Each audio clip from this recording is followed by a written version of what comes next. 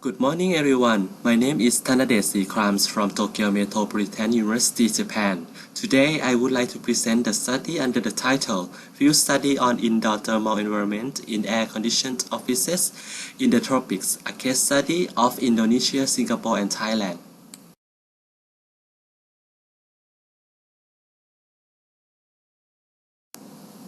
First of all, in a tropical region, office buildings consume high energy to provide a cool indoor environment for human comfort, and air conditioning systems of the office uses over half of the electricity distribution. Even if there are guidelines for indoor environments having been adopted in air-conditioned offices, climates and social contexts in this region may differ from other climate zones. This is important to collect actual performance in the post-occupancy stage and compare it with both the design criteria and human comfort. Due to the limited number of large-scale air-conditioned offices in the tropical regions, this study aimed to clarify thermal environments and determine the comfort temperature. It would be beneficial to calibrate a suitable indoor environment to be implemented in the future.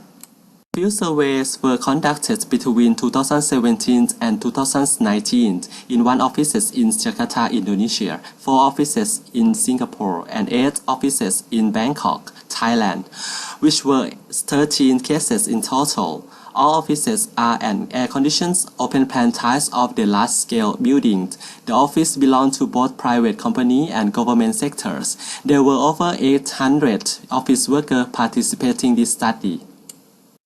For the methodologies, we used measuring devices to collect thermal variables. They were set nearby occupants' working desks at every orientation in the office. The questionnaire derived from the accurate standards was given to occupants to evaluate sensation, comfort, and preference.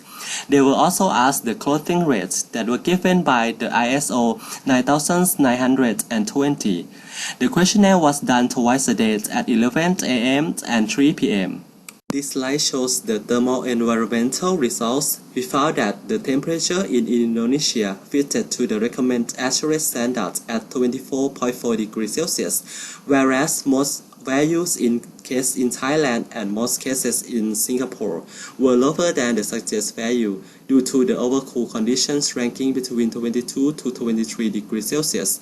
The relative humidity was quite normal in most cases, ranking between 40 to 60%, but some of them were higher than 60% due to high outdoor humidity and air conditioning performance. The cyclometric charts based on the accurate standard show that the value in Indonesia were in the 0.5 close zone, about 95%, while those in Singapore and Thailand belong to the 1.0 close zone at 72 and 85% respectively. For the questionnaire results, in Figure 4, samples declare the highest sensation values as neutral. However, the acceptable rate or TSV equal -1 to +1 was lower than 80% because the high was in the cold side. In Figure 5, thermal comfort was declared. There were several cases in Thailand and Singapore reporting the lower 80% comfort, which most cases belong to the overcooled offices.